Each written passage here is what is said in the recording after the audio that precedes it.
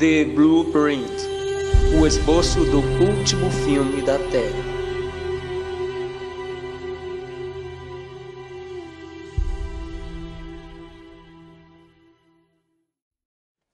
Ok, bom sábado a todos. Como tem passado? Tem sido abençoados? Amém, amém, muito bem. Por uma questão de tempo, alguns de vocês disseram que viram ou ouviram esta apresentação antes, e eu quero apenas avisá-los que esta não é a versão de 38 minutos, no caso de alguém ter assistido. Se alguém não assistiu ainda, não se preocupe com o que eu vou falar. Vamos orar rapidamente. Vamos abrir a palavra de Deus e ver coisas maravilhosas. Amém? Vamos orar. Pai do céu, pedimos-te que nos fale hoje, Senhor. Alimenta-nos com o pão da vida e que nossos corações sejam comovidos à medida que observamos o teu plano de salvação. Em nome de Jesus, amém. Foi-nos relatado no livro Eventos Finais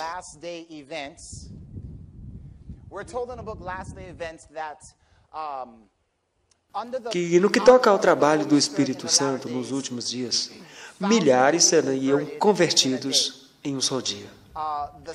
Tal como o mesmo número que foi convertido e batizado no dia de Pentecostes, é-nos dito que veremos conversões como essa e veremos que acontecerá tão rapidamente que será empolgante. A minha pergunta é: quantos de vós esperam por esse tempo onde milhares serão convertidos num dia? Amém? Será um tempo muito poderoso, porque o Espírito de Deus pairará sobre o povo de Deus. Aqui temos: milhares na última hora verão e conhecerão a verdade. Estas conversões da verdade serão feitas tão rapidamente que surpreenderá a igreja e somente o nome de Deus será glorificado. Amém? São então boas notícias, mas também representam desafios bastante sérios. Porque quando raciocinamos sobre esta verdade, se milhares são convertidos num dia, a questão é: ao que é que serão convertidos? Sabemos que serão convertidos à pregação da mensagem dos 3 anjos. O que é a mensagem dos 3 anjos? Digam-me, quero ouvir respostas. A mensagem dos 3 anjos refere-se ao julgamento. Mais coisas. Adoração. O que mais? Os acontecimentos dos últimos dias. O que mais? Salvação. Vá, ajudem-me. A guarda do sábado está incluída? Ok, a marca da besta está incluída. E a profecia das 2.300 tardes e manhãs. E a profecia dos 1.260 dias. E a profecia das 70 semanas. E a queda de Lúcifer no céu. Sim, e a mensagem do santuário. Sim? Bem, queridos, ouçam-me com muita atenção. Se milhares serão convertidos em um dia à mensagem dos 3 anjos, significa que, meus queridos, você e eu teremos de ser capazes de partilhar tudo isso em um único dia. Não desmaie. Uau, por essa eu não esperava. Sim, queridos, se estes vão ser convertidos em um dia, lembre-se, Pedro pregou uma mensagem e 3.000 foram convertidos. E a questão é: como é que serei capaz de chegar a um lugar onde possa pregar a mensagem apenas em um dia? Será possível pregar a mensagem toda, de todo o plano da salvação? Será possível concretizar isso em apenas um dia? Vou vos dizer que a resposta é sim. E estamos prestes a fazê-lo em apenas 1 hora e 15 minutos.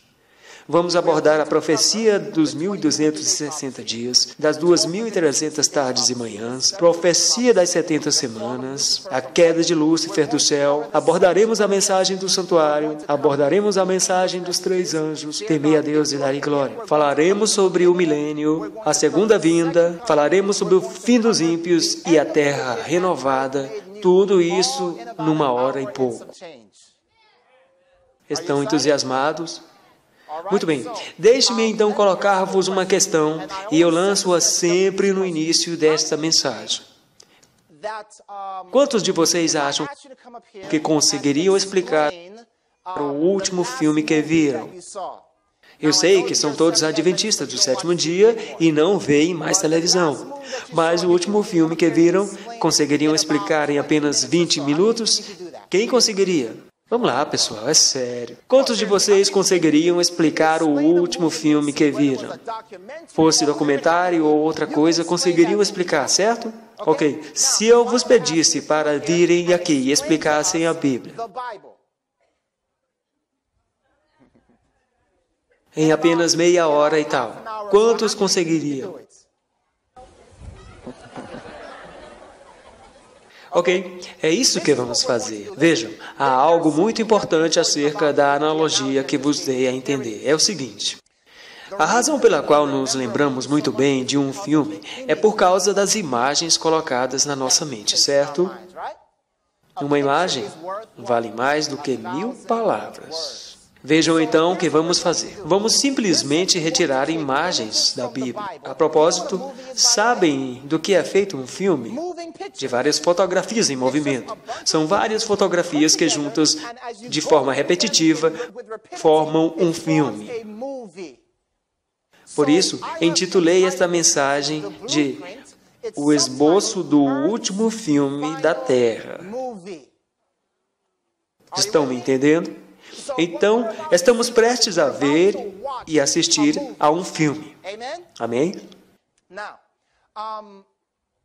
Bom, quantos de vocês são adeptos de sucos misturados? Sabem o que significa, certo? Quando pegam em frutas ou vegetais, talvez umas 20 cenouras, fazem um suco e juntam tudo num copo. É isso que vamos fazer com a Bíblia, ok? Vamos espremer toda a Bíblia. Para que consigamos compreender, vamos abranger todo o grande conflito. E faloemos de tal maneira que, pela graça de Deus, vocês estarão capacitados a partilhar esta mensagem com os vossos amigos, vizinhos e familiares. Que vos parece? Estão preparados? Muito bem. Vamos então começar e eu vou convidar-vos a utilizar a vossa mente como uma tela. Ouvir-me-ão dizer várias vezes nesta apresentação: estão me acompanhando no vosso filme? E se estiverem, simplesmente digam amém. Estão me acompanhando? Muito bem. E o nosso filme começa. Já oramos?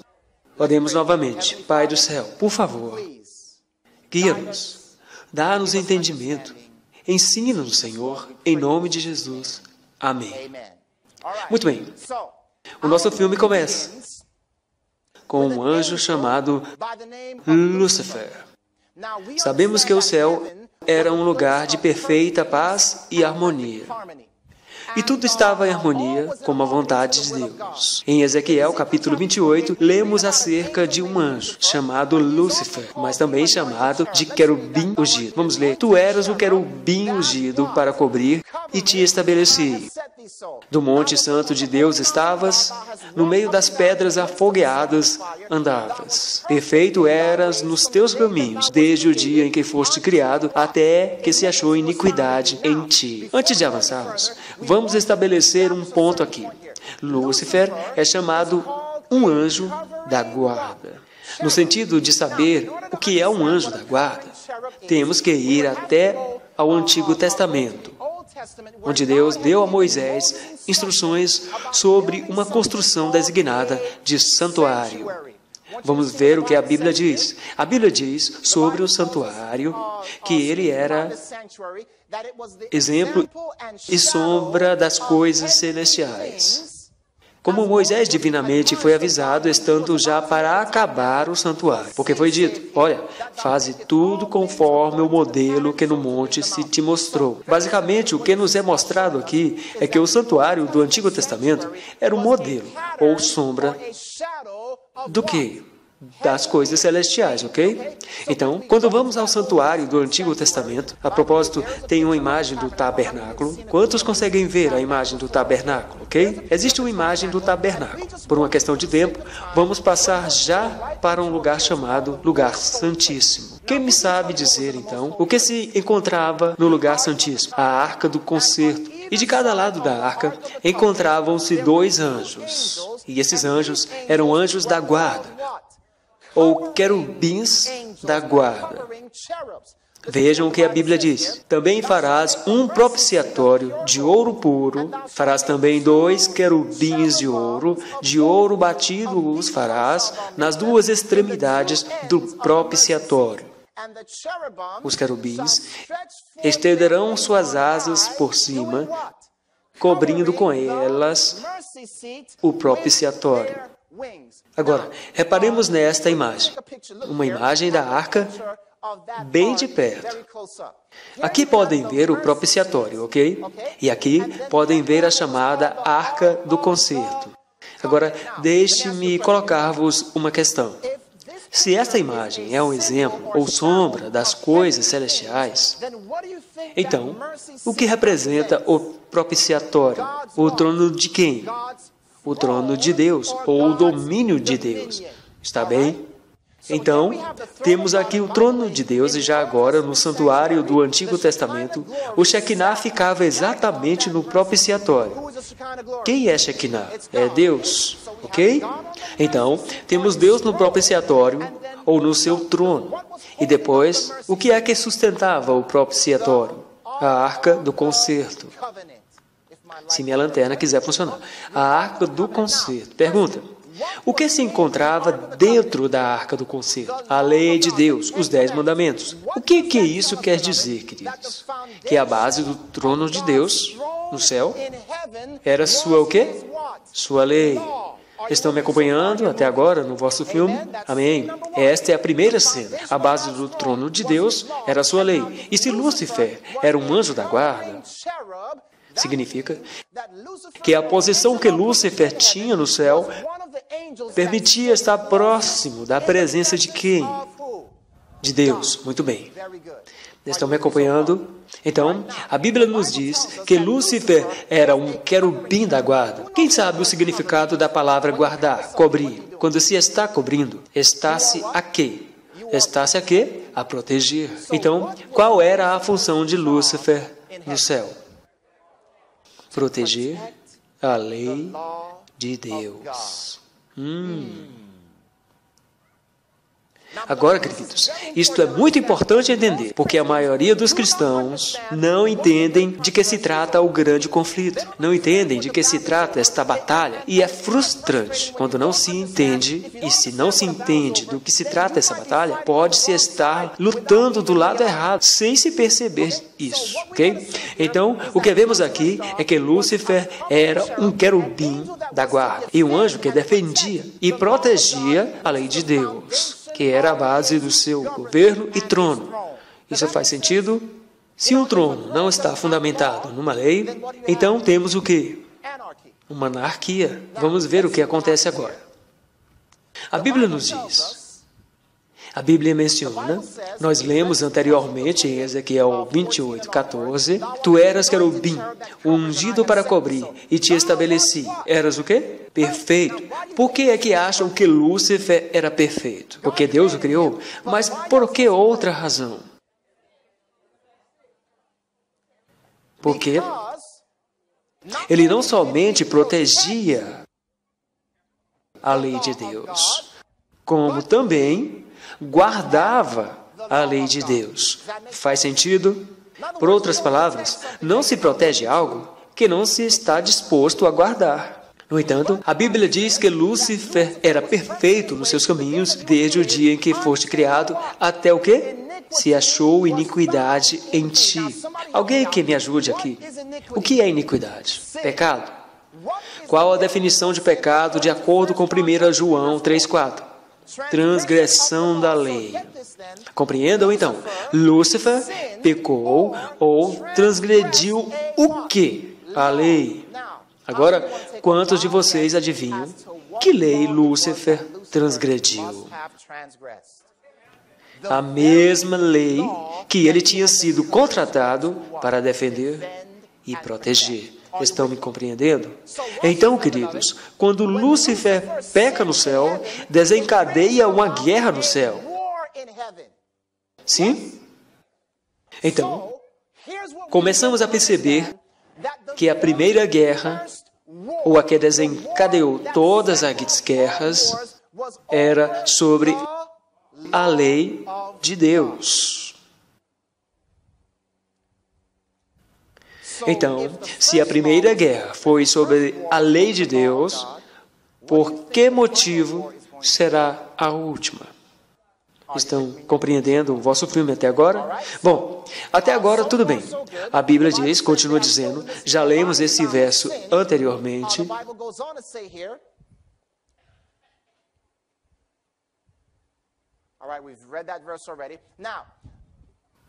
Temos que nos perguntar outra coisa antes de avançarmos, ok?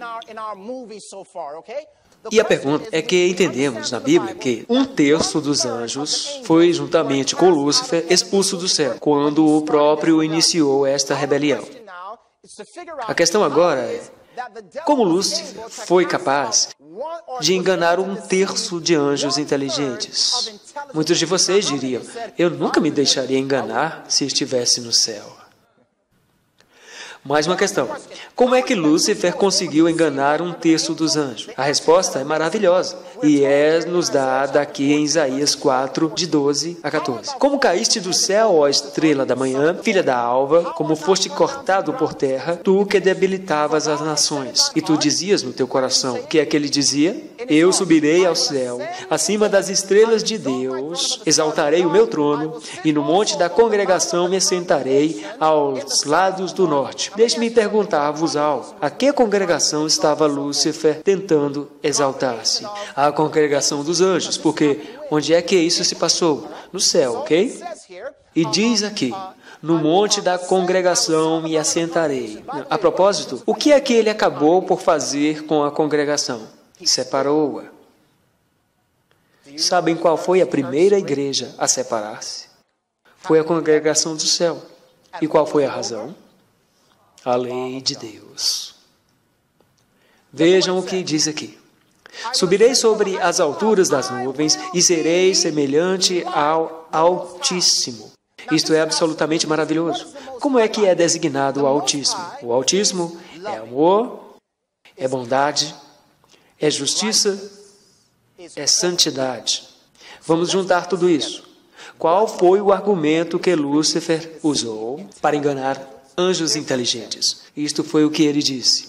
Não precisamos de uma lei para sermos santos como Deus.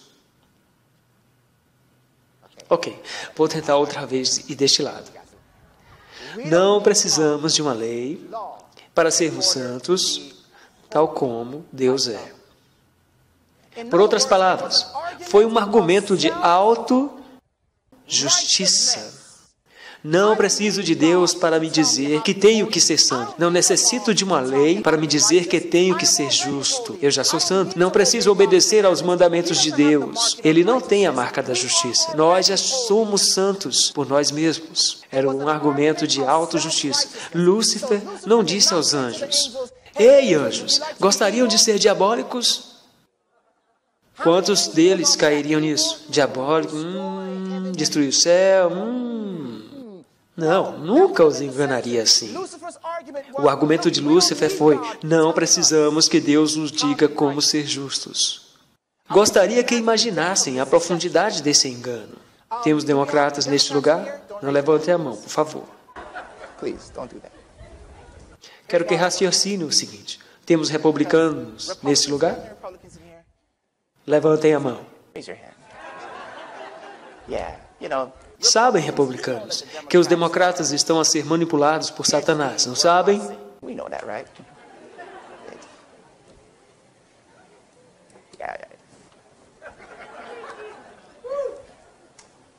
Muito bem, republicanos. Democratas, estamos só de brincadeira, certo? Sabemos que são os republicanos que estão a destruir a América, certo?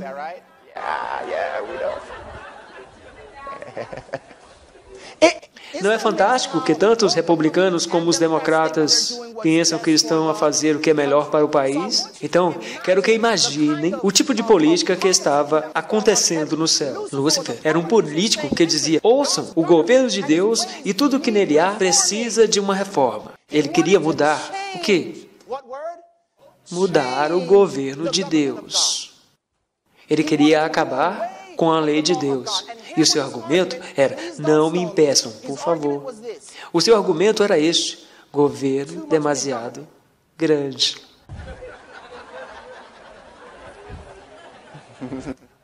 Não precisamos que Deus nos diga o que necessitamos, o que vamos fazer e como vamos. Não precisamos que Deus se meta em tudo na nossa vida. Este foi o seu argumento. Deixem fazer o que nos apetece, as nossas cenas, a autossuficiência. Uau! Bem, onde é que ouviram isso antes? Não é verdade? Queridos, gostaria que entendessem que os anjos não disseram, vamos ser diabólicos? Primeiramente, eles e até o próprio Lúcifer não se aperceberam do que estavam fazendo. Agora, ele é indiscutivelmente diabólico, mas antes, ele estava genuinamente a pensar que podia ser justo sem Deus. Deixem colocar-vos uma questão. Já ouviram esse argumento antes no planeta Terra? De que não precisamos de uma lei para ser como Deus? Não precisamos de uma lei para ser como Cristo? Podemos ser santos e justos sem que Deus nos diga como o fazer? Já ouviram isso antes? É um argumento que nasceu no coração da boca do próprio Satanás. Estão me compreendendo até agora? Então, o que é que acontece? A Bíblia diz que houve uma guerra no céu. E o diabo e seus anjos são expulsos. Agora, precisamos colocar-nos uma questão. Por que é que Deus não julgou e destruiu imediatamente Lúcifer e seus anjos? Alguma vez se questionaram sobre isso? Vamos descobrir a resposta e está escrita em Deuteronômio 19, 16 e 17. E a Bíblia diz, Deus estabelece um princípio falando com Moisés. Quando se levantar testemunha falsa contra alguém para testificar contra ele acerca da transgressão, então aqueles dois homens que tiverem a demanda se apresentarão perante o Senhor, diante dos sacerdotes e dos juízes que houver naqueles dias, e os juízes inquirirão bem. Basicamente, o que é dito aqui é que quando houver algum conflito entre duas pessoas, tem que haver um terceiro participante. Estão me compreendendo? Se tiverem algum problema com alguém e pedirem uma audiência no tribunal, e vocês sabem que vão ganhar o caso, mas veem que a pessoa que querem levar a tribunal é o próprio juiz, qual é o veredicto? Não há hipótese de ganhar o caso, certo? Pense bem, vamos aproveitar este princípio. No céu, quantos lados ali estavam perante a rebelião? 2. Deus e os seus anjos, e o diabo e os seus anjos. Onde está o terceiro participante? Não há um terceiro participante. Entendem o dilema? Entendem o dilema? Estão compreendendo? Vocês são bastante imaginativos. Muito bem. Então, o que Deus vai fazer? Como? Qual é, bem, de fato, há algo interessante. A Bíblia nos diz em Ezequiel 28, 17, quando Lúcifer estava sendo expulso do céu, Ezequiel 21, 17 diz algo interessante. Elevou-se o teu coração por causa da tua formosura, corrompeste a tua sabedoria por causa do teu resplendor. Por terra te lancei, diante dos reis te pus, para que olhem para ti. Afirmação bastante interessante. Diante dos reis te pus. Parece ser sinônimo de julgamento. Como se Deus tivesse a dizer a Lúcifer, colocar-te-ei perante um grupo de reis que te julgarão. A questão é, que reis seriam esses? Estão compreendendo? Quero que notem algo que a Bíblia diz em Apocalipse 1, de 5 a 6. E da parte de Jesus Cristo, que é a fiel testemunha, o primogênito dentre os mortos, e o príncipe dos reis da terra, aquele que nos amou, e em seu sangue nos lavou dos nossos pecados, e nos fez reis e sacerdotes para Deus e seu Pai. Adivinha então, queridos, quem seriam esses reis, esse terceiro participante que julgaria Lúcifer? Nós. Uau! Que chamado grandioso! Gostaria de vos dizer, queridos, que vós sois o júri de Deus.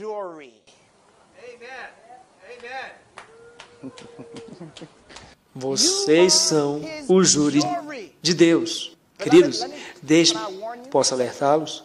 Não menosprezem esta vossa função. Não será bom se o fizerem. A propósito, somente os que julgarem serão salvos. Voltaremos a esse ponto. Ouçam bem. A Bíblia diz-nos, em 1 Coríntios 6, de 2 a 3, não sabeis vós que os santos hão de julgar o mundo? Ora, se o mundo deve ser julgado por vós, sois porventura indignos de julgar as coisas mínimas? Não sabeis vós que haveremos de julgar os anjos? Estão me compreendendo? Estão compreendendo o filme? Conseguem entender? Está fazendo sentido? Então, quando Deus criou Adão e Eva, eles eram os júris, os reis. Por outras palavras, a humanidade iria ser o júri. Na realidade, quando Deus criou Adão e Eva, o que é que Ele lhes deu? Deu-lhes o domínio. Só os reis têm domínio. Vejam isto. Quando são selecionados júris, segue-se uma lista de critérios de modo a estarem aptos para tal. Primeiro critério, não ter tido conhecimento do crime em primeira mão. Deixe-me perguntar algo. Onde estava a humanidade quando Lúcifer se rebelou no céu? Não tinha sido criado sequer. Até agora, tudo bem. Estão prontos para a próxima? Ponto 2. Um júri tem que ser um cidadão que vive debaixo da lei.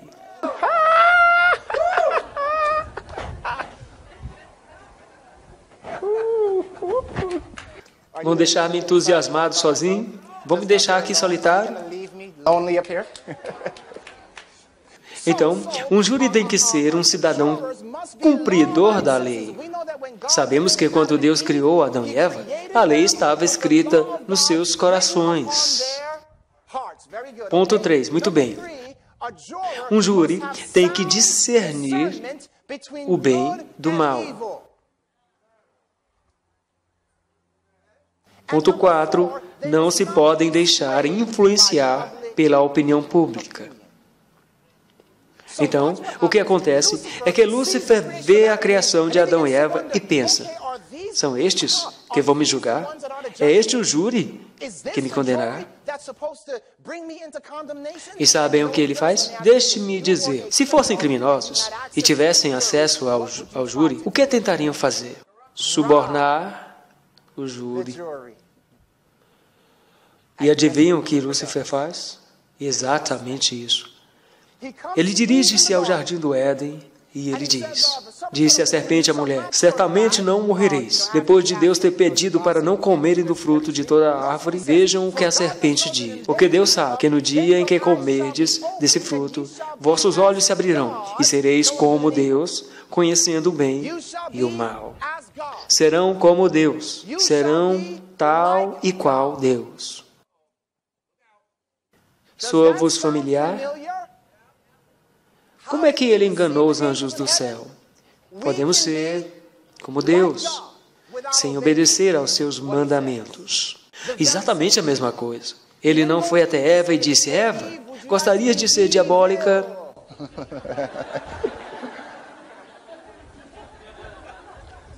Não, ele disse, Eva, pode ser como Deus. A propósito, a palavra Deus, do hebreu, Elohim, significa juiz. Eva, queres ser um bom juiz? Queres saber a diferença entre o bem e o mal? Coma desta árvore e serás um ótimo juiz. Uau! Uau! Então, Adão e Eva comeram ambos do fruto. E o que acontece com eles? É que perdem a sua condição de cumpridores da lei no reino dos céus. Jesus aparece no jardim. E depois, o que é que acontece? Ele institui o plano da salvação. Diga-me, qual o propósito do plano da salvação? Restaurar a humanidade para voltarem a ser cidadãos que cumprem a lei de Deus. E júris, ouvintes com discernimento de distinguir o certo e o errado. Vejam só, já ficaram entendendo todo o propósito do Evangelho. É restaurar-nos, para que sejamos cidadãos do reino dos céus. E, a propósito, a única maneira de sermos cidadãos do reino dos céus é termos vontade de nos subjugar às leis do céu.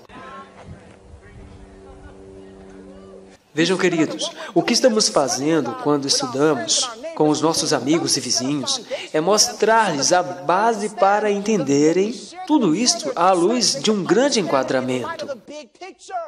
Se não virem o grande enquadramento, a imagem, temos que pendurar esse quadro no corredor das nossas memórias. Compreendem? Estão me acompanhando no vosso filme até agora? Muito bem. O que vamos fazer agora é andar rapidamente para a frente, porque Deus já nos mostrou que voltará novamente para restaurar a humanidade, ok? E vamos avançar rapidamente até ao tempo de Moisés. Deus está prestes a usar Moisés e a libertar o povo do cativeiro. E quem era esse povo?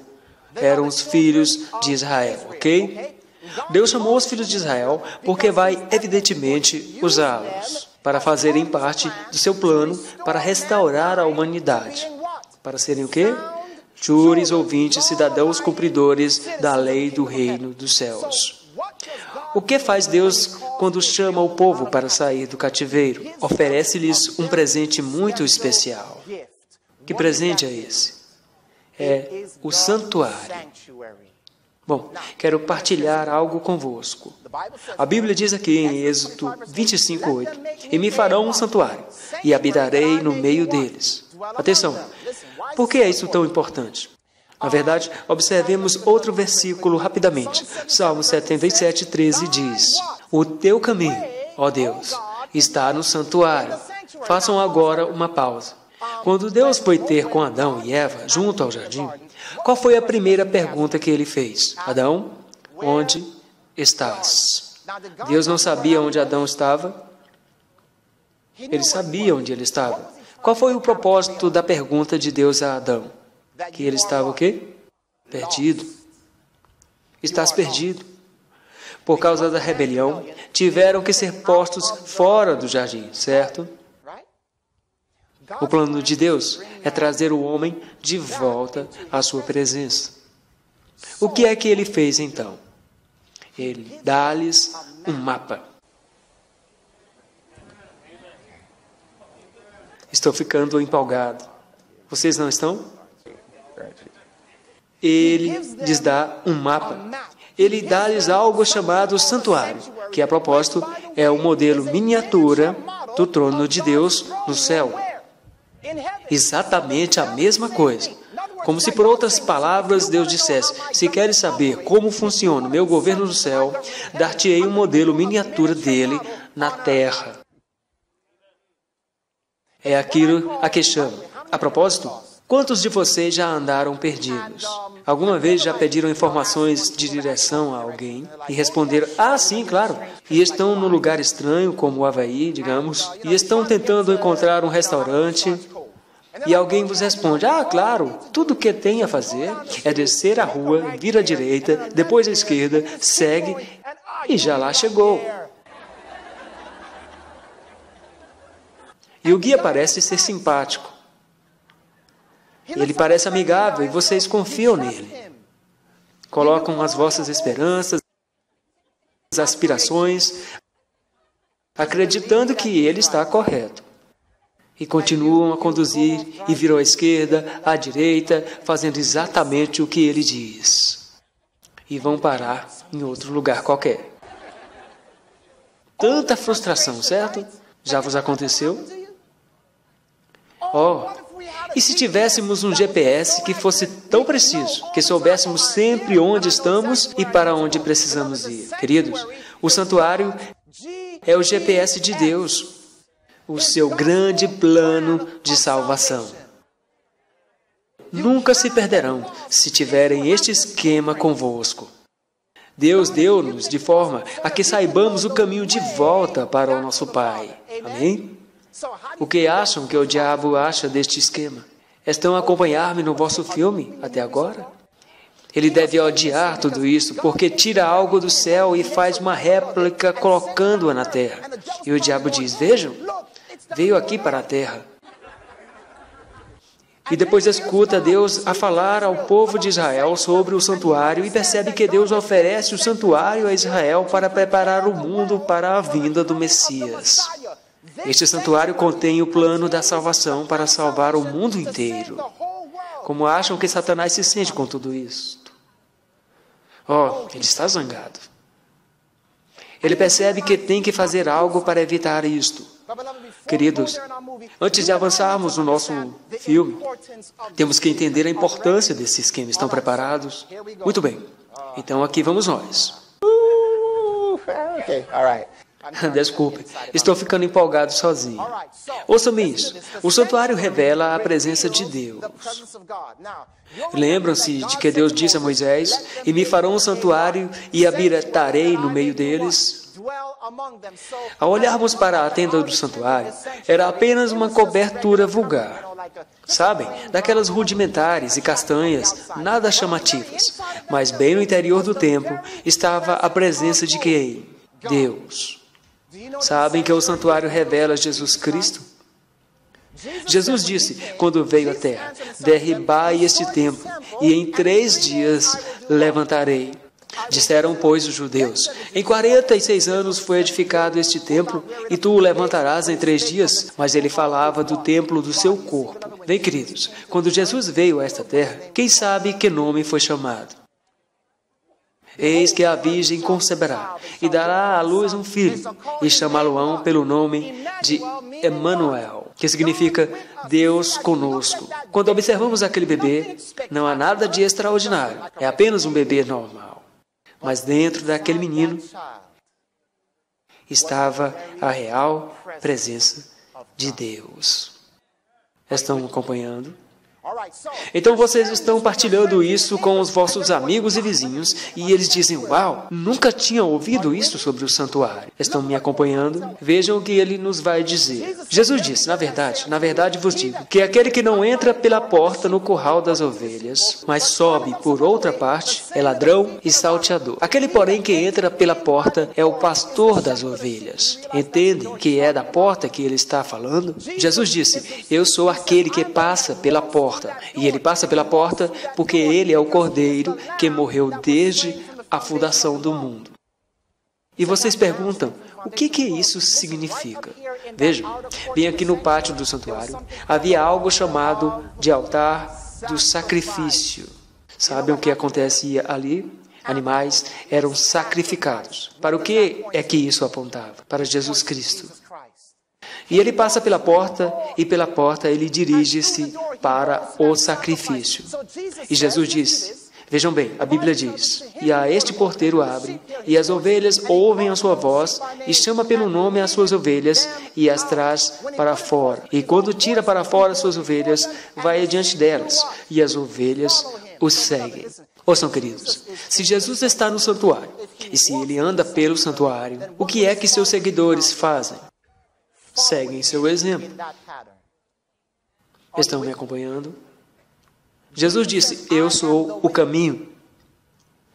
Mas em Salmos, lemos: "O teu caminho, ó Deus, está no santuário." Significa que Jesus está no santuário. Estão me acompanhando? Vamos ver de que forma o santuário aponta para o plano da salvação. Aqui estão os elementos que compõem o santuário. Preciso que me ajudem. A maior parte de vocês deveria saber isso. Então, digam lá. Fora do tabernáculo está o altar do quê? Sacrifícios. Depois, se andarmos um pouco mais à frente, veremos um elemento chamado pia. Era onde o sacerdote lavava o quê? As mãos e os pés, porque estavam cobertos de sangue ou sujidade. Por favor, não se esqueçam deste pormenor, ok? Temos também a mesa dos pães da proposição. A propósito, este compartimento era chamado de sala da proposição. E havia uma sala com 2 compartimentos, dividida por uma cortina, ok? Então, no lugar santo, que é o primeiro compartimento, existem 3 peças de mobiliário. Havia um candelabro, e o que acham que representa este candelabro? A luz. Representa a luz. Na verdade, Jesus diz: "Vós sois a luz do mundo." Não se pode esconder uma cidade edificada sobre um monte. O candelabro representa o povo de Deus, a luz do mundo. Deveríamos ser uma cidade edificada sobre um monte. Estão me acompanhando? O que acham que a pia representa? Água representa o quê? Batismo. o que representa o altar dos sacrifícios, a morte de Cristo, a mesa dos pães da proposição. Nem só de pão vive o homem, mas de toda a palavra que vem de Deus. E o altar do incenso representa a oração. De acordo com Apocalipse 8, de 1 a 3, o incenso acende, queima e sobe, tal como as nossas orações. Quando oramos, acende a Deus. Amém? Temos aqui o altar de incenso e depois vamos até ao lugar santíssimo. Aqui temos a arca do concerto, os 2 anjos da guarda, o propiciatório e a real presença de Deus. Estão me acompanhando? Quero que observem isto aqui. Temos o altar dos sacrifícios, a pia, a mesa dos pães da proposição, o altar de incenso, o candelabro e a arca do concerto. Agora, sabem que se fosse feito um delinear ao redor desses objetos, desenhando uma linha à volta deles, sabem que formaria a imagem de uma cruz? Vão mesmo deixar-me entusiasmar-me sozinho? Milhares de anos antes de Jesus ir aniquilar o pecado, o santuário já apontava para o fato de que Jesus morreria pregado numa cruz pelos nossos pecados. Queridos, não somente Deus, mas se avançarmos um pouco, notarão que em cada peça da mobília há uma indicação de que Jesus foi ferido. Como? Jesus foi pregado nos seus pés. Foi pregado na mão esquerda, na mão direita. Tinha uma coroa de espinho na sua cabeça.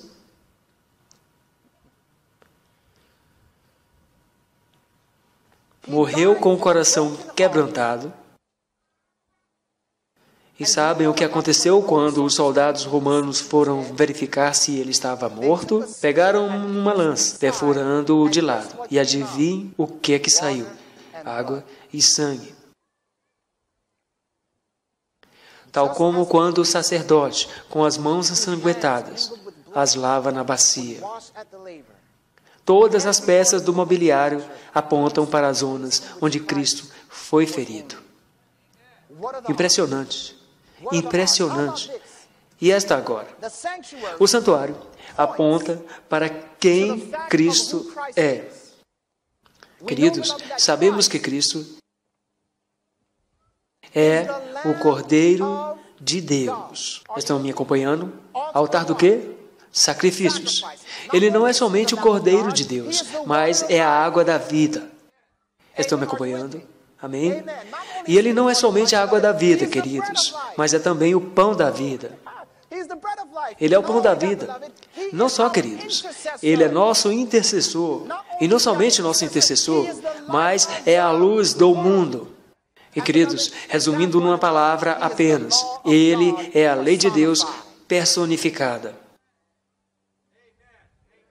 Entendem por que este esquema é tão importante? Vamos ver mais. Vamos ver Êxodo. E reparem que Deus liberta o seu povo através deste padrão. Vocês perguntam, como assim, pastor?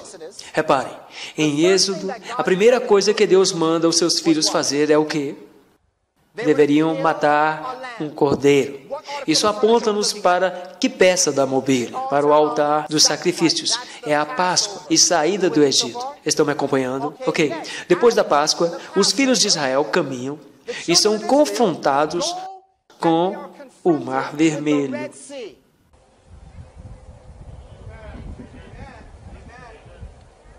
Estão percebendo? O que simboliza o Mar Vermelho? Batismo. Depois do mar se dividir, eles atravessam-no. A Bíblia diz no capítulo 16 que Deus enviou maná do céu. Acham coincidência? Veio o que Deus está mostrando com isto. Ele está guiando seus filhos por um percurso intencionalmente delineado. Vejam nisso. Em Êxodo, capítulo 17, aliás, 19, Deus diz a Israel: Israel, agora sois a minha nação real, o meu tesouro peculiar, a minha cidade edificada sobre o monte. E ele está a se referir a ela, a referir-se ao candelabro. Ele refere-se a Israel como a luz de todo o mundo. No mesmo capítulo, Deus diz a Moisés para falar ao povo de Israel, anunciando que 3 dias para se preparar para o seu encontro com Deus. A que peça de mobiliário podemos associar? Ao altar dos incensos. Preparar o coração. Por quê? Porque em Êxodo 20...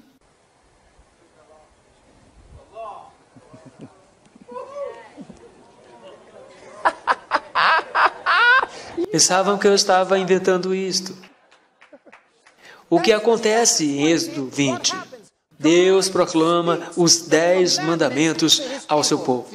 Acham que é apenas coincidência? Nem pensar nisso, queridos. Vamos aprender mais. Quero mesmo que fiquem com este esquema bem memorizado. Tem que ficar nos átrios da memória. Estão me acompanhando? A importância da repetição. Vamos a outra. A vida de Cristo. Espetacular. Onde é que Jesus nasceu? Em Belém. Mas onde? Num estábulo. O que há no estábulo? Animais. Cristo nasceu entre os animais. Que peça associariam ao fato de Jesus ter nascido entre os animais? O altar de sacrifícios. Podemos ir mais além ao dizer que Cristo nasceu para viver em sacrifícios. Ele nasceu para morrer.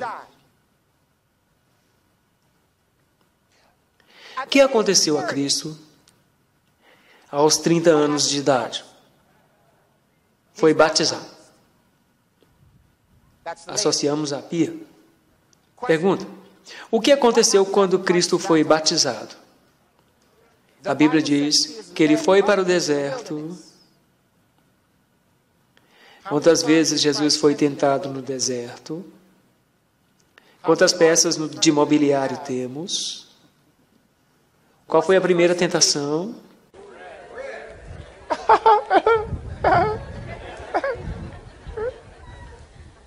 Faz com que esta pedra se transforme em pão. Acham que o diabo não está a par deste esquema? Acham tudo isso coincidência? Reparem, tentação número 2. Ele diz: atira-te daqui abaixo e clama por Deus. Ele está tentando Jesus a fazer uma oração presunçosa. O altar do incenso. Tentação número 3. Olha, eu sei que vieste pelo teu povo, e redimi-lo, e dar-te-ei este candelabro, se te curvares e me adorares. Jesus supera as 3 tentações e começa a pregar a lei de Deus e a sua misericórdia. Amém? Estão me acompanhando no vosso filme? Muito bem. Vamos continuar. Reparem isso. Cristo desce do céu. O esquema até mostra que Jesus desceu. Veja. Cristo deixou seu trono no céu. Sim, conseguem ver isso? Muito bem. Ele deixa o seu trono no céu, vivia da palavra de Deus, mesa dos pães, deixou a sua luz brilhar, João 9, candelabro, e viveu uma vida de oração, altar de incenso, foi batizado, e depois foi crucificado. Qual deles vocês preferem?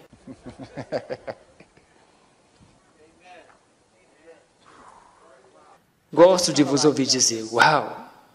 Wallowing in the wow. Muito bem. E que tal isto? A ascensão de Cristo ao céu. Cristo veio a este mundo e morreu. Altar dos sacrifícios. Ele foi ressuscitado e purificado. A pia, certo? Ele entra no santuário celeste, ministrando a favor do candelabro,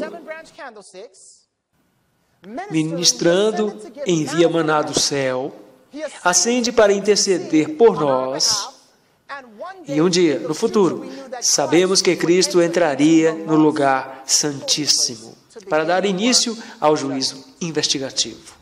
Amém? Ok, muito bem. Que tal isso? Sabiam que até o Novo Testamento está baseado neste esquema? Prestem atenção a isso. Mateus, Marcos, Lucas e João. De que falam eles? Boas novas. Mas falam acerca de quê? Vida, morte. Mateus, Marcos, Lucas e João. Os 4 evangelhos falam sobre o sacrifício de Cristo. Que livro vem em seguida na Bíblia? O livro de Atos. De que trata ele?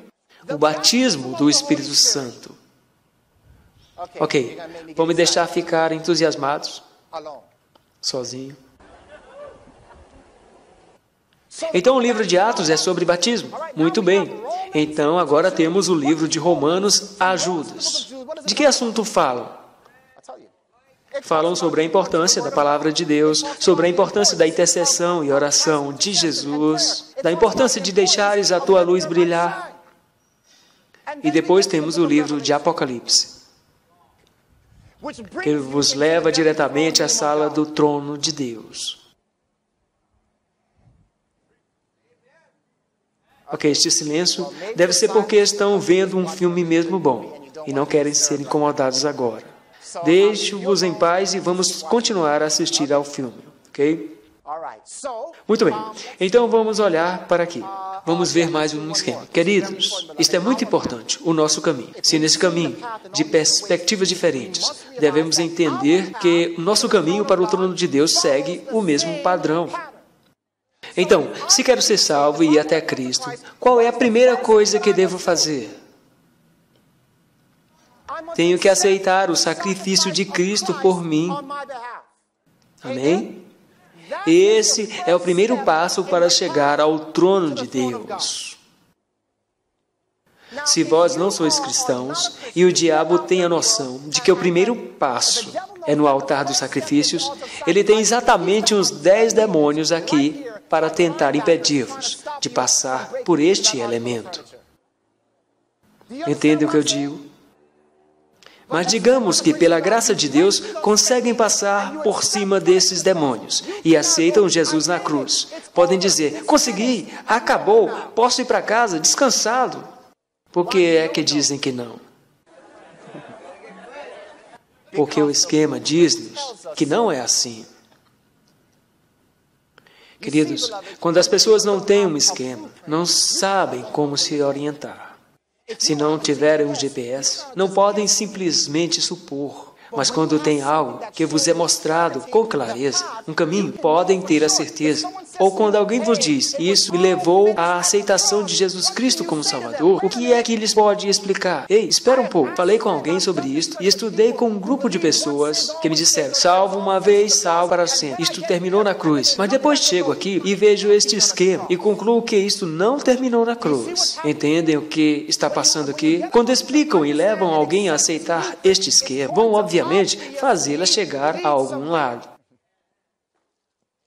Então, antes de me batizar, se sou um cristão genuíno e aceito o sacrifício de Cristo, qual é o próximo passo a dar se for genuíno? Vou me batizar. E ouçam, queridos, se tinha anteriormente 10 demônios impedindo que passasse o altar dos sacrifícios, adivinhem quantos tenho a impedir a chegada à pia? Uns 20. Não o deixe avançar, não o deixe avançar. Mas pela graça de Deus ultrapassam a barreira e são batizados. Louvado seja Deus! Aceitei a Cristo e fui batizado. Consegui, acabou, está feito. Posso ir embora agora. Está bom, sim? Não, queridos. Por quê? Porque um cristão genuíno estudará a palavra de Deus. Amém? Um cristão genuíno estará orando, intercedendo e aceitando a intercessão de Cristo em seu favor. Um cristão genuíno deixará a sua luz brilhar. Então, se estavam 20 demônios impedindo chegar ao batismo, então 60 demônios impedindo de estudar a Bíblia, testemunhar e orar. Uma pergunta: onde é que Deus quer nos levar automaticamente? Já viram quão óbvio é este esquema? Quando alguém diz, não precisamos guardar a lei, estão a dizer, mas sem se guiar por um esquema. E até podem ser genuínos, podem parecer simpáticos, mas não coloquem os vossos sonhos e aspirações no homem. Coloquem em Deus. E Deus deu-nos este esquema, por alguma razão, para nos mostrar que aquele que recusa entrar pela porta e aceitar o sacrifício do Cordeiro, recusando andar nos caminhos que Jesus andou, está no caminho para se perder eternamente. Podem nem perceber o que estão fazendo, mas é isso que o diabo quer. Continuando. Adoro este aqui. Já ouviram dizer que Jesus virá pela constelação de Órion? Reparem bem. Aqui está Órion.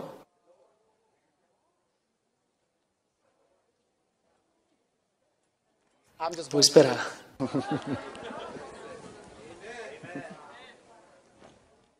Aqui está algo interessante. Esta é a nebulosa de Órion. Sabem o que é uma nebulosa? É um local onde nascem estrelas.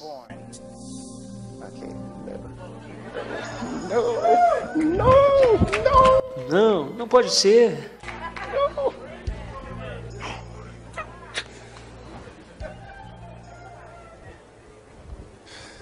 Vamos andar para frente. Ok. O povo de Israel foi comissionado a levar este esquema ao mundo inteiro. Estão acompanhando o vosso filme? Vou fazer uma comparação. Deus dá-lhes este esquema como se tratasse de futebol americano. Israel, levem o esquema, bola para o campo.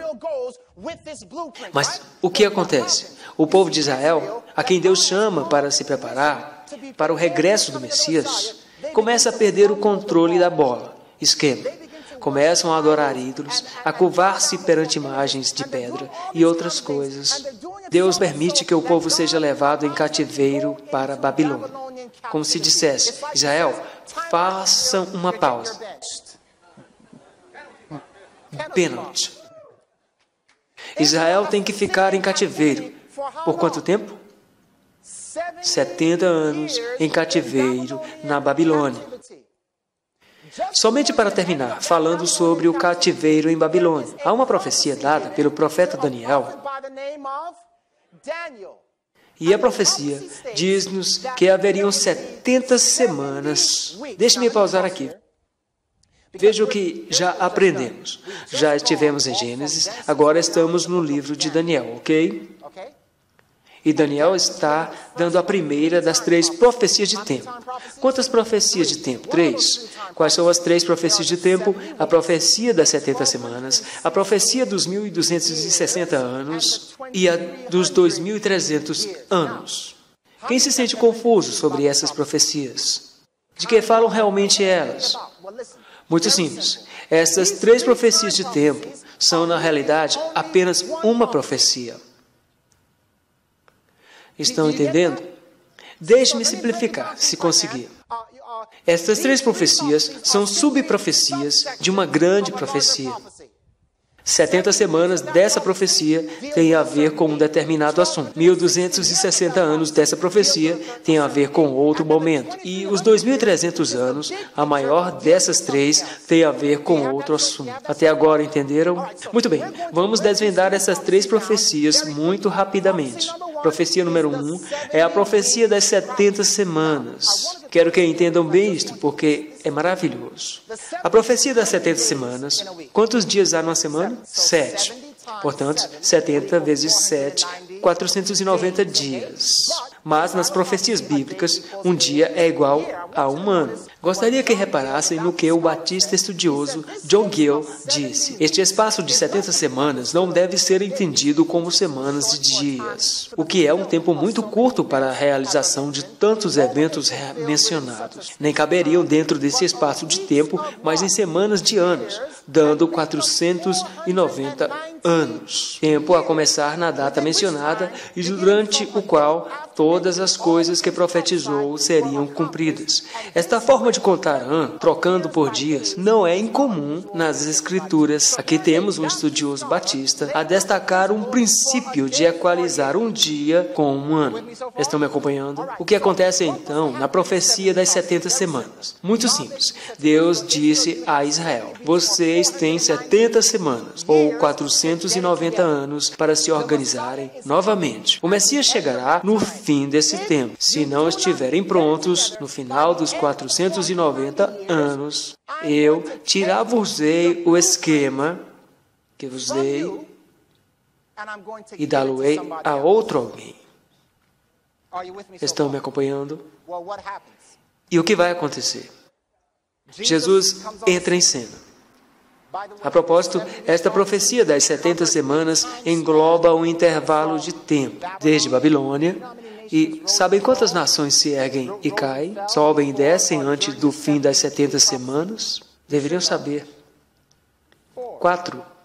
A profecia das 70 semanas foi dada antes do fim de que império? O Império da Babilônia. Depois vem o Império da Medo-Pérsia e cai. O Império Grego entra em cena e cai. Ao fim dos 490 anos, chegamos ao tempo de Jesus, que está sob o domínio de que império?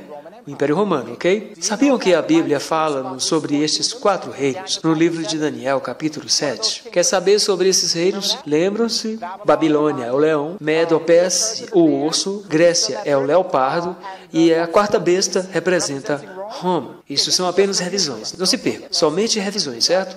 Então, os 490 anos levam-nos a 4 reinos e chegamos aos tempos de Roma, certo? O que acontece quando Jesus aparece? Qual a reação dos judeus? Rejeitam Jesus. E ao rejeitarem Jesus, que rejeitam eles também? O esquema. Como? Eles rejeitam o Cordeiro de Deus. Sim. Eles rejeitam a água da vida. Sim. Eles rejeitam o pão da vida, lembram-se? Dar-nos carne para comer, lembram-se? Rejeitam a oração de Jesus na cruz pelo nosso perdão. Rejeitam a luz do mundo. Não a compreenderam, diz a Bíblia. E por último, ao rejeitá-lo, rejeitam a sua lei. Rejeitaram o santuário. E então Deus disse: tudo bem. Não aceitam o santuário? Tirá-lo-ei da vossa posse e dá-lo-ei a outro povo. Lembram-se do que aconteceu quando Jesus morreu? O véu do templo se rasgou.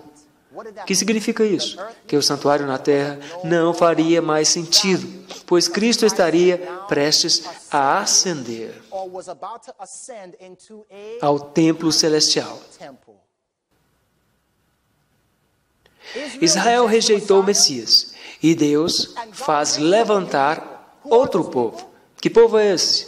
A Israel espiritual.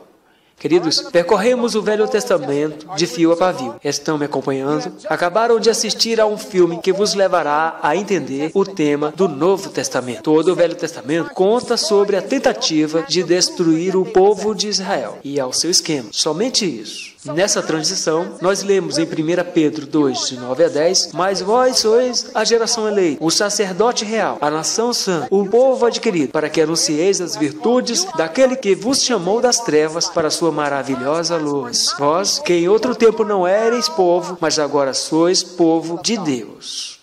Vejam o que acontece. Israel chega ao fim dos 490 anos com o esquema. E sabem o que faz? Quando Jesus vem à terra, ficam sem a bola. Deus tira-lhes o esquema e confia ao Israel espiritual. E lá vai ele, até ao fim do campo. Estão me acompanhando até agora? Qual é a mensagem que devem pregar? A sua mensagem é de um Salvador, que ressuscitou para um templo celestial. Estão me entendendo? Vamos avançar. Lembram-se disto? Quem é que o diabo vai usar para atacar a igreja primitiva? O mesmo rei, Roma.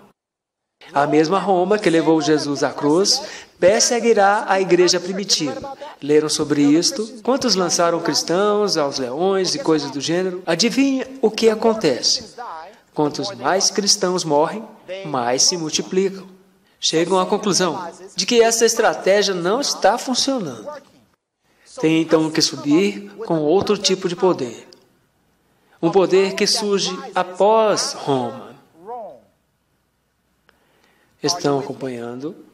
Esse poder vai ser usado para atacar a Israel espiritual e também o santuário celestial. Vejam isto.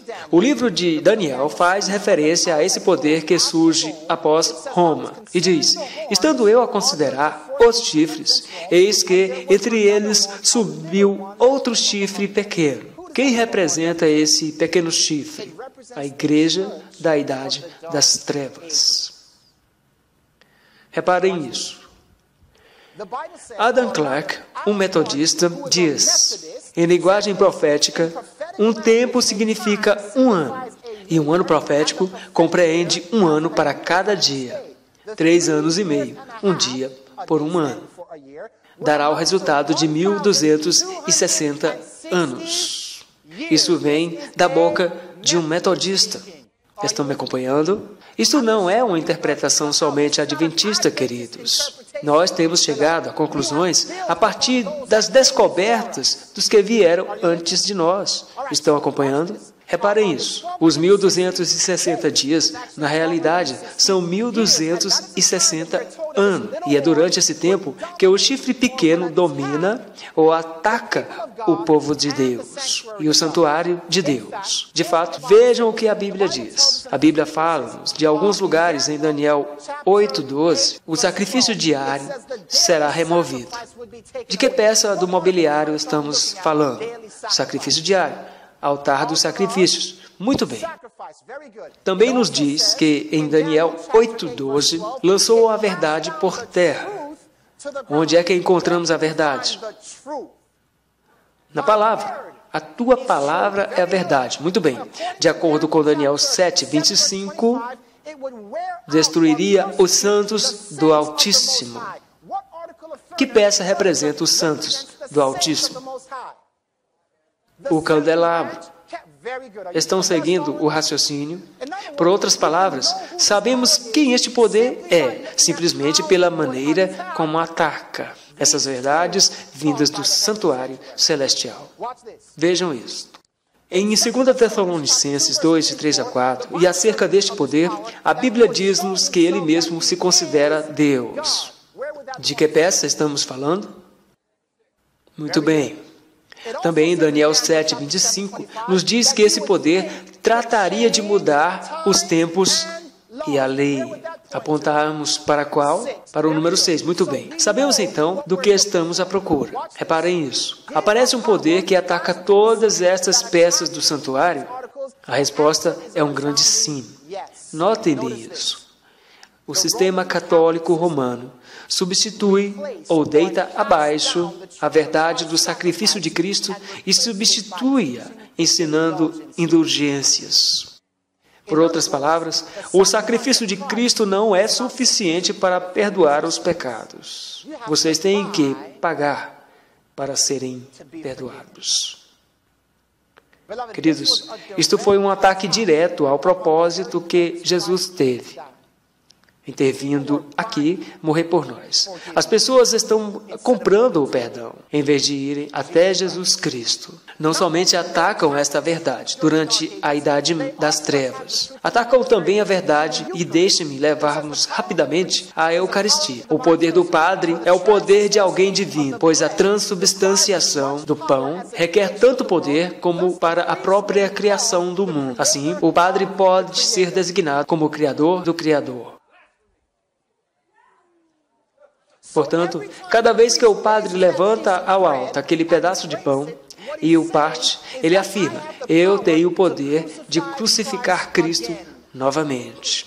Queridos, Cristo morreu apenas uma vez pelos nossos pecados. uma vez. Então, essa verdade foi posta de lado. Não somente foi posta de lado, como também a essência do batismo, que passou a ser praticada como o batismo de crianças. Não precisam de se confessar e arrepender. Apenas precisamos de as aspergir. Bem, queridos, acabaram com a necessidade de confissão e arrependimento. Subitamente, ao aspergir uma criança com água, passam a ser bons. Não deitaram somente essa verdade abaixo, como atacaram a palavra de Deus. Substituíram a palavra de Deus, a mesa dos pães, por tradições da igreja. De fato, vejam o que eles disseram. As tradições da igreja são mais importantes do que a própria Bíblia. Também disseram, os leigos não estão autorizados a ter uma Bíblia porque não conseguem interpretá-la. Somente os padres conseguem interpretá-la. Queridos, sabem por quê? Vejam isso. Não somente atacaram estes 3 pontos, como também atacaram o altar dos incensos. A intercessão de Cristo por nós foi eliminada e substituída pelo confessionário. Posso vos falar sobre o confessionário? O confessionário é uma pequena sala dividida por 2 compartimentos, divididos por uma cortina.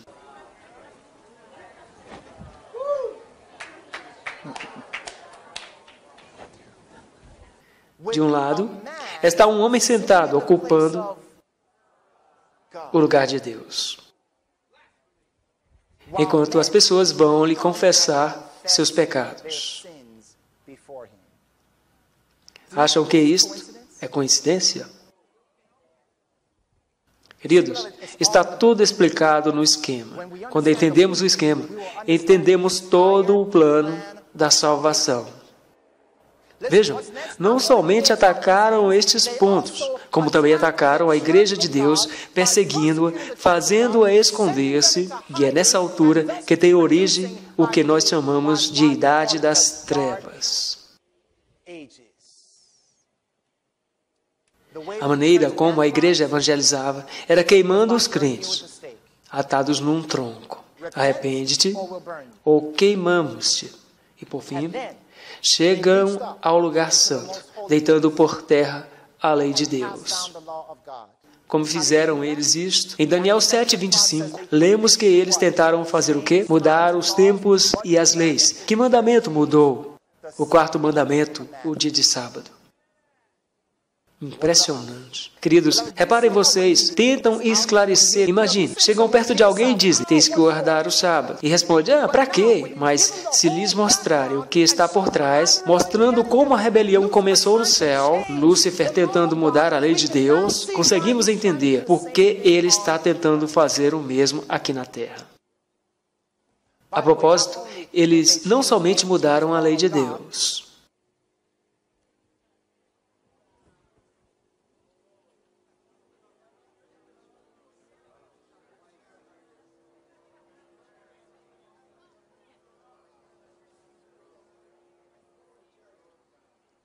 aqui está o oficial da igreja, sentado entre 2 querubins.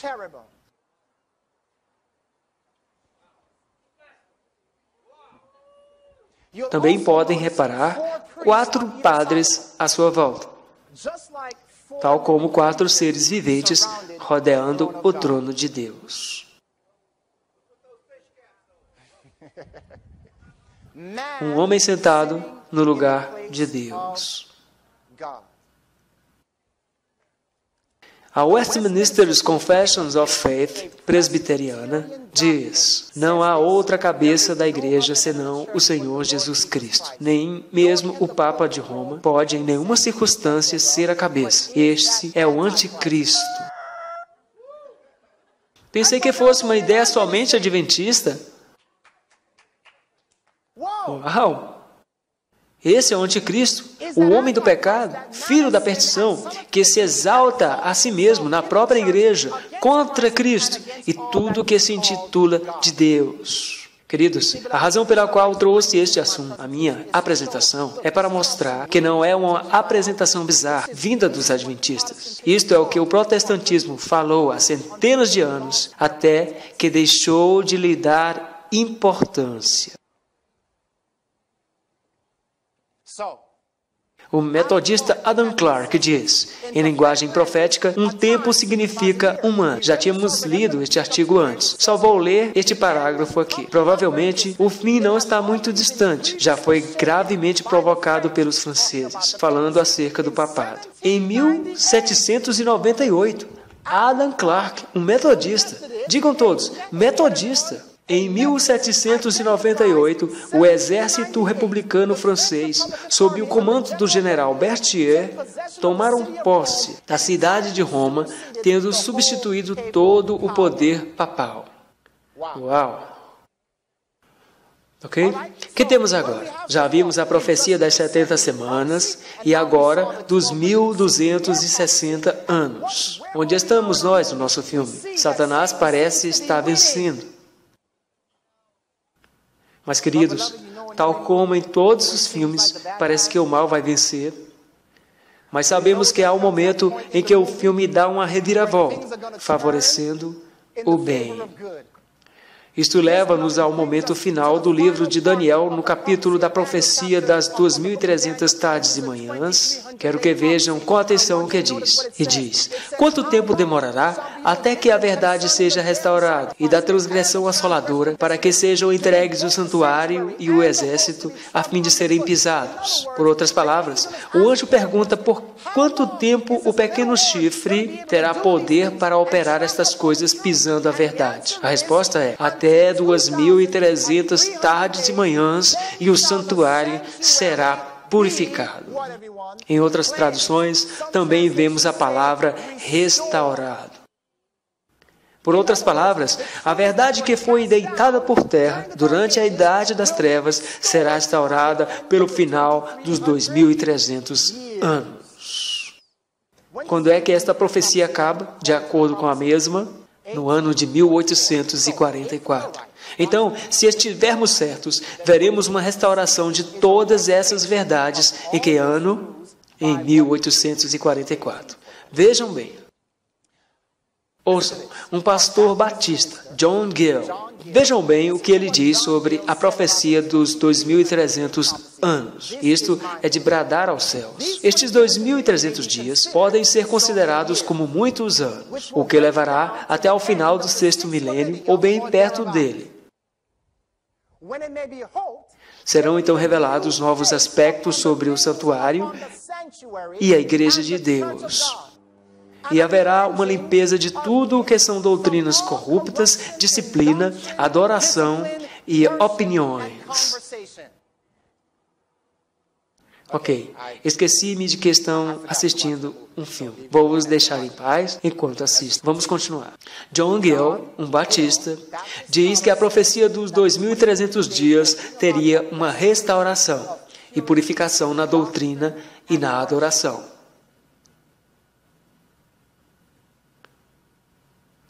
Então, veremos. Durante um período de 500 anos, todas estas verdades começaram a ser restauradas. Estão preparados para ouvir isso? É o momento mais alto da apresentação. Estão prontos? Podem manifestar vossa excitação nesse momento. Ok, vejam. Assistam ao vosso filme. Tomem atenção. No ano 1300, um homem chamado John Wycliffe entra em cena. A propósito, ele é o fundador de um movimento chamado Lollardos. John Wycliffe, o que fez ele?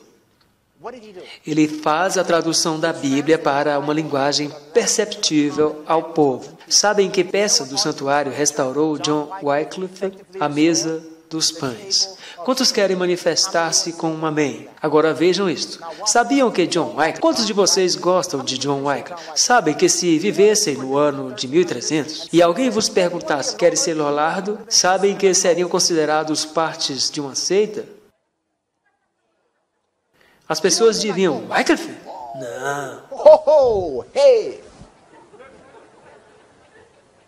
Se decidissem seguir os ensinamentos de Wycliffe, provavelmente não seriam capazes de ir à casa contar nada aos vossos vizinhos. Os vossos vizinhos gozariam de vocês. Por outras palavras, queridos, se seguissem Wycliffe naquele tempo, teriam que ser ousados o suficiente para se manterem firmes na verdade. Louvado seja Deus por John Wycliffe. No ano 1400, nasce outro homem. A propósito, o movimento anterior era considerado uma seita. No ano 1400, nasce um homem chamado Martinho Lutero, que começa uma reforma protestante. Martinho Lutero é o fundador do movimento luterano. E adivinhe que peça Lutero restaurou.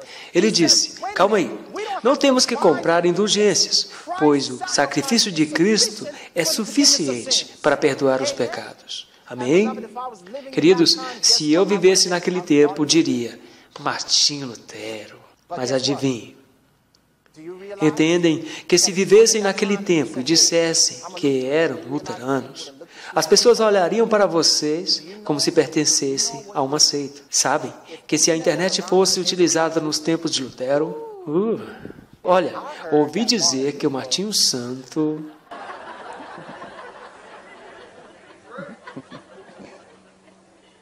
seria considerado uma seita. Teriam que ter ousadia e desejo de seguir a Cristo se ficassem firmes na verdade. A propósito, é interessante porque Wycliffe traduziu a Bíblia na verdade presente.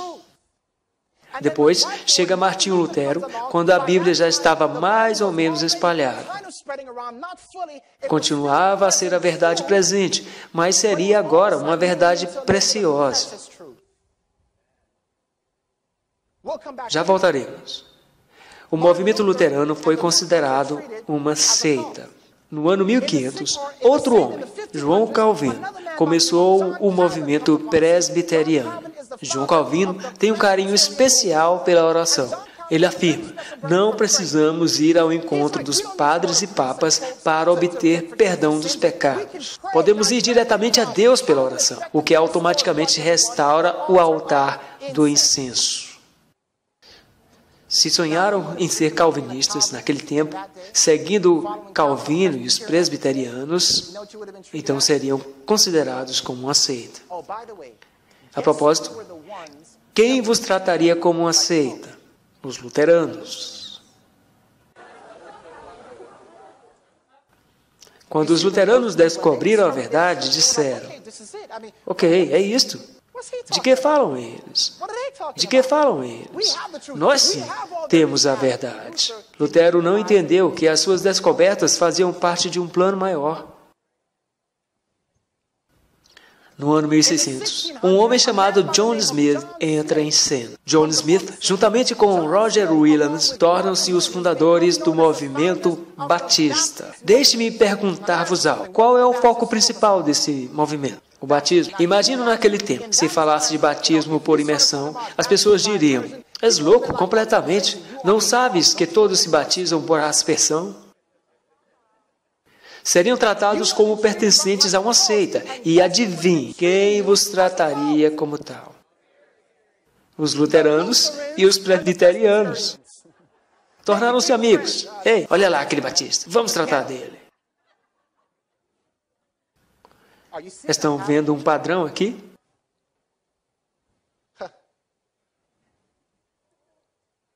Então, os batistas restauraram a ideia do batismo por imersão. E a propósito, as pessoas poderiam dizer: vocês batistas só focam no batismo. Queridos, foi uma verdade presente naqueles dias.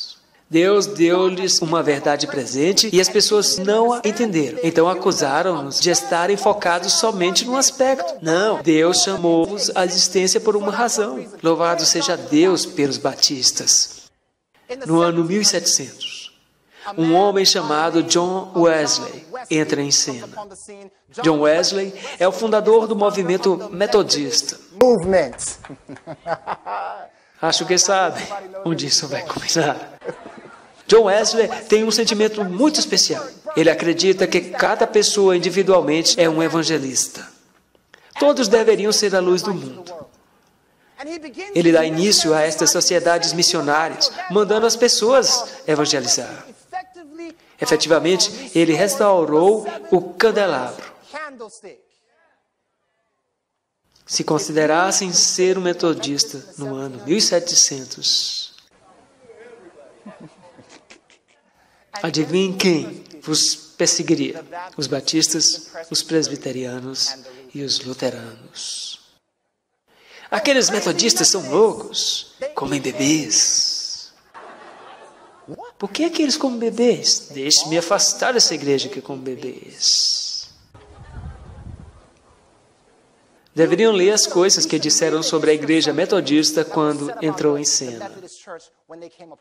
Queridos, esta é a maneira como o diabo ataca a verdade. A maneira mais simples de o fazer é afirmando: eles comem bebês. São uma seita, são loucos. Eles obrigam-nos a ficar com a mão no ar durante o culto inteiro na igreja. Ok, deixa isso para lá. Lembre-se, o que temos agora, queridos? Falta-nos uma peça do santuário restaurada. Uau! O quê? A profecia dos 2.300 anos termina em que ano? 1844. Impressionante. Estão acompanhando o vosso filme? Impressionante. Como Deus chamaria um movimento à existência exatamente no fim desse período. 1844. Impressionante.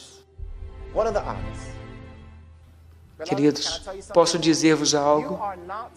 Vocês não são adventistas do sétimo dia por acidente. Vocês são um movimento que tem uma certidão de nascimento profetizada.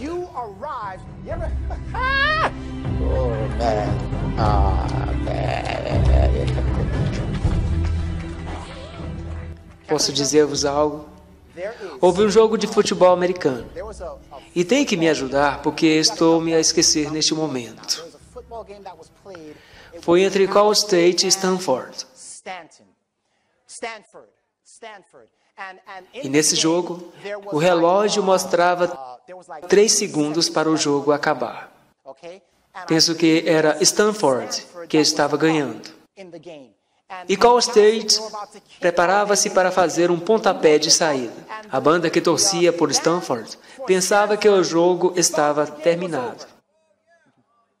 Sim, a banda entrou no campo, marchando e tocando, pois pensavam que o jogo havia acabado. Cal State toma posse da bola. Percorrem o campo e um jogador pega na bola. Começa a correr. Fazem-lhe uma placagem. E antes de cair no chão, consegue passar a bola a um colega. Pumba! Para o colega número 2. Ao percorrer o campo, correndo, fazem uma placagem. Mas antes de cair no chão, ele passa a bola ao colega 3. O comentador começa a falar e a elevar a sua voz, porque pensa que o jogo acabou. Mas, calma aí, o que se passa? O jogador 3 apanha a bola e tentam impedir-lhes, mas antes de cair no chão, ele passa ao jogador número 4. O quarto jogador apanha a bola, corre e fazem-lhe uma placagem, mas bem antes de cair no chão, ele passa ao jogador número 5. O jogador número 6 apanha e leva a bola até a linha final.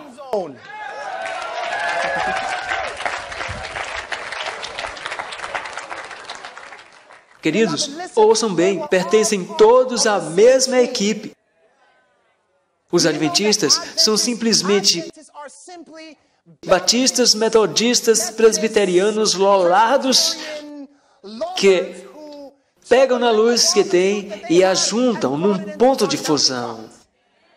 É isso que somos. Alguém que iniciou o movimento adventista, começando por batistas, metodistas, presbiterianos e até mesmo católicos. Que outro movimento tem essa história toda? Se vivêssemos nos tempos de hoje, seríamos considerados uma seita. De fato, os vossos vizinhos acham-vos piada. Aqueles adventistas, eles comem bebês. Teriam que ser ousados hoje em dia e manterem-se firmes, dizendo, vou ser adventista do sétimo dia. Ousados o suficiente. Olhando para o passado, diríamos, Lutero, eu teria estado contigo. Wesley, eu teria estado contigo. E Deus diz, faz o teu teste agora. Aqui está o teu teste. Quando 1844 chegou, a Bíblia diz que não haveria mais tempo de profecia. Por outras palavras, o tempo está terminando. Estamos vivendo a cena dos últimos tempos da história, queridos. Não podemos deixar cair a bola agora. Os anjos estão em pé, observando com grande entusiasmo até onde vamos conseguir chegar, até ao tempo do fim, ou até a zona final. Queridos, o povo de Deus apanha esta bola, percorre o campo com a mensagem dos 3 anjos. Temei a Deus e dai-lhe glória, pois é chegada a hora do seu juízo. Qual é o assunto desse juízo? Baseia-se na lei. Vem, queridos, a mensagem dos 3 anjos não pode avançar até que a lei seja restaurada. Por isso, Jesus diz que este evangelho será pregado a todo mundo e depois virá o fim. Queridos, este evangelho foi rejeitado durante toda a Idade das Trevas. Portanto, não foi até 1844 que foi totalmente restaurado. É a partir desse tempo que a mensagem do evangelho começa a ser espalhada. Quer saber algo? A única vez que a palavra evangelho aparece no livro de Apocalipse, é em Apocalipse capítulo 14, versos 6 e 7, que é a primeira mensagem dos 3 anjos. Uau! Este é o evangelho que tem que ser espalhado por todo o mundo. Queridos, a verdade é somente uma. A verdade é somente uma. O evangelho que está a ser pregado é simples. Entra na arca. Ok, parece que não entenderam. Voltemos a tentar. Entra na arca. Que arca? A arca do concerto. Esta é a arca para a qual estamos chamando as pessoas. É a mensagem que foi para Noé. Entra na arca antes que seja tarde. Muito bem, precisamos de ver isto muito rapidamente. Ao mesmo tempo que a verdade está sendo restaurada na terra, algo está acontecendo no céu. Que acontecimento é este? O julgamento. De que trata o julgamento? Para que serve? O julgamento é para os anjos no céu. Deus tenta convidar a humanidade para pertencer à sociedade do céu. Mas os anjos não sabem o que está escrito no coração dos homens. Imaginem, alguém leva uma vida inteira sendo um bandido. Os anjos sabem. No seu leito de morte, ele não consegue falar, mas no seu coração ele diz, Senhor, perdoa-me. Perdoa-me. E o Senhor diz aos anjos, escrevam o nome deste homem no livro da vida. E os anjos respondem, o quê? Ok, eu escrevo.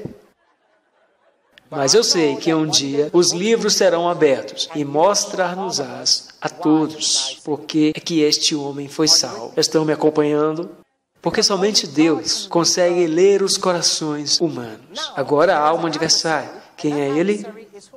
Satanás. Deus não te está acusando. Não tem livros para mostrar que não tens remédio. Do gênero, apanhei-te, estás perdido. Deus é nosso defensor. Satanás é que nos persegue. Satanás diz, olha, este miserável aqui, e este. A razão pela qual Deus tem livros é por conterem evidências de que houve arrependimentos. Deus abre um livro e diz, de acordo com os meus livros, ele se arrependeu e por isso está salvo.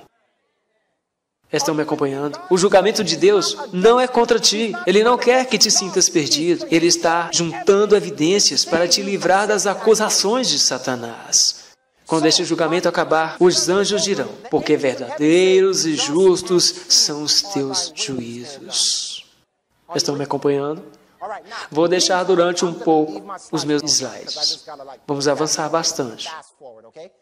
Ao mesmo tempo que a mensagem dos 3 anjos é espalhada, e elas servem para chamar o povo de Deus para sair de Babilônia e não beber do seu vinho, o vinho da ira da sua prostituição, que afirma que se pode ignorar a lei de Deus. A propósito, a Bíblia menciona que não é saudável que os reis bebam vinho, para que, ao beberem, esqueçam a lei de Deus. Está escrito em Provérbios 31, de 4 a 5. Sabemos que a segunda mensagem está direcionada para a lei de Deus, pois Babilônia oferece a taça, que diz que não faz mal ignorar a lei de Deus. Se tiverem essas ideias, não terão perfil para entrar no reino de Deus. Muito bem, então a mensagem dos 3 anjos são pregadas, e o que acontece depois? As pragas são lançadas. Sabe de onde vêm as pragas? Vêm do lugar santíssimo. Por que será que vem desse lugar? Porque aparecem 7 anjos com 7 pragas vindos do lugar santíssimo.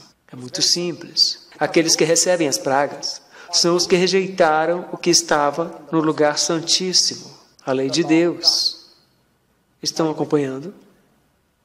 Então, as pragas saem e Jesus volta.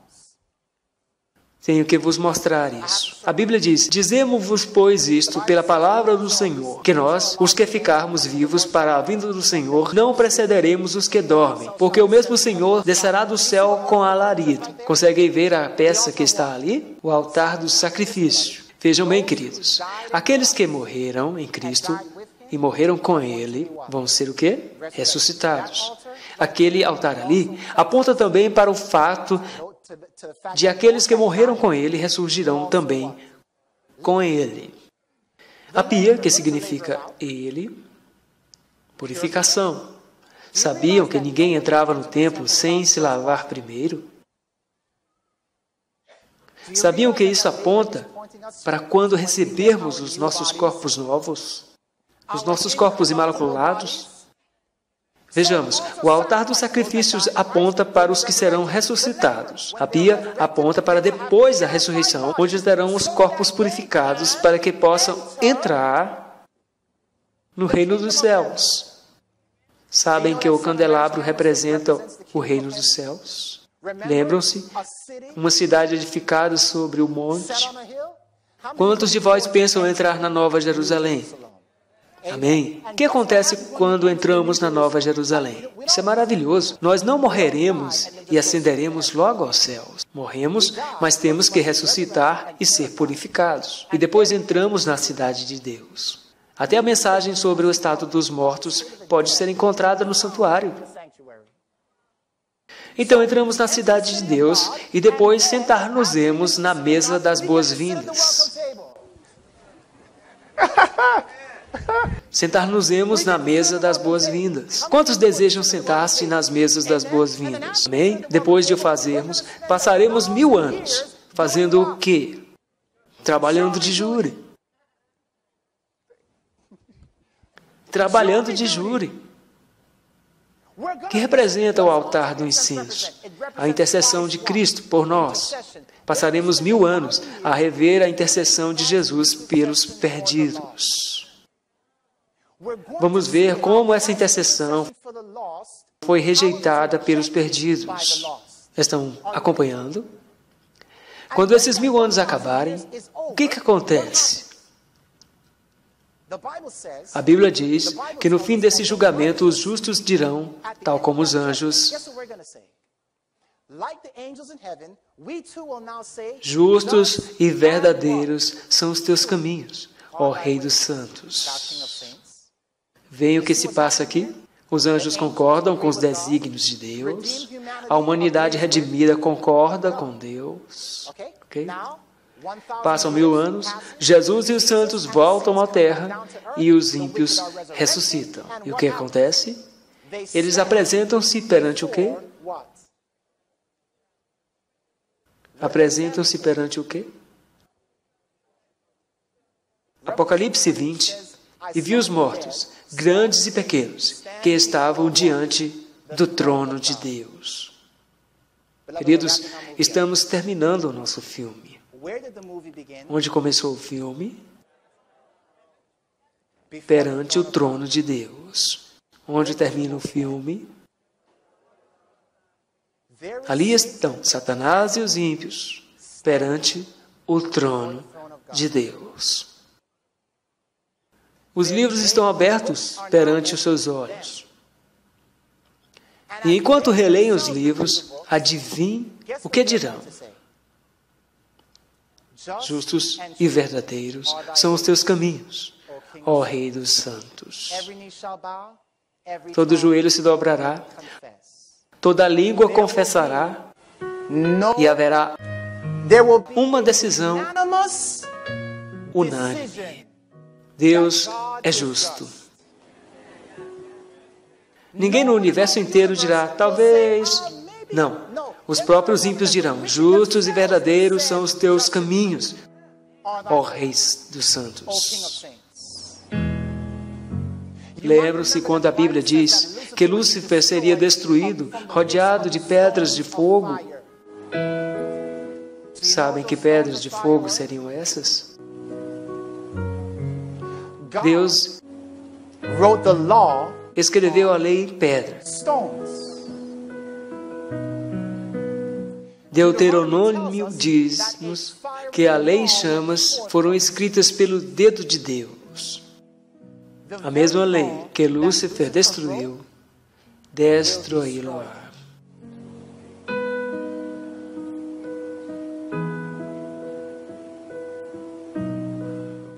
Os ímpios são queimados, tornam-se cinzas. Cristo cria um novo céu e uma nova terra. E a Bíblia diz em Isaías 66, de um sábado a outro sábado, virá toda a carne a adorar perante mim, diz o Senhor. Por quê? Tal como Israel celebrava o sábado como sinal de libertação do cativeiro, também nós guardaremos o sábado, lembrando-nos da nossa libertação do pecado deste mundo. O último filme da terra. Queridos, não deixem que os ímpios vos digam, no fim dos tempos, viram este filme e não me disseram nada. Contaste-me outros filmes, viste este, mas não me contaste nada sobre este filme. Quando os ímpios estiverem perante Deus, diz Ellen White, será uma paisagem panorâmica. Este mundo tornar-se-á num cinema gigante, onde todos verão o papel que desempenharam. Que papel desempenharam neste filme? Isto não é um filme de ficção, queridos. Isso é a realidade.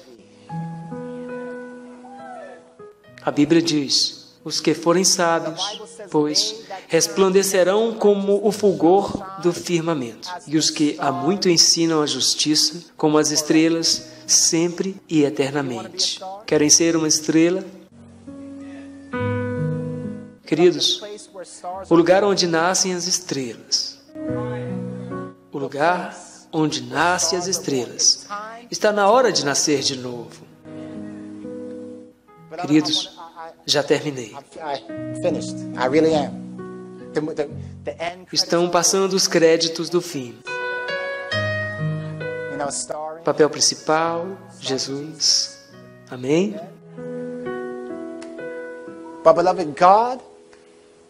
Deus quer usar-te para orientar outros para o caminho do trono de Deus. Acham que os conseguem guiar até o trono de Deus? Deus pode usar-te. Se o vosso desejo é serem usados por Deus, coloquem-se de pé e vamos orar. Pai que estás no céu, agradecemos-te porque nos mostraste o último filme da terra. Agradecemos-te porque nos fizeste entender o grande conflito e como tudo se procederá, como tudo começa e como tudo acaba perante o teu trono. Por favor, ajuda-nos a ver este filme vez após vez, que possamos colocar estas imagens na nossa memória, de maneira a facilmente partilharmos com os outros em nosso redor. Faz-nos nós estrelas, estrelas. No último filme da Terra, é a nossa oração, em nome de Jesus. Amém. Amém.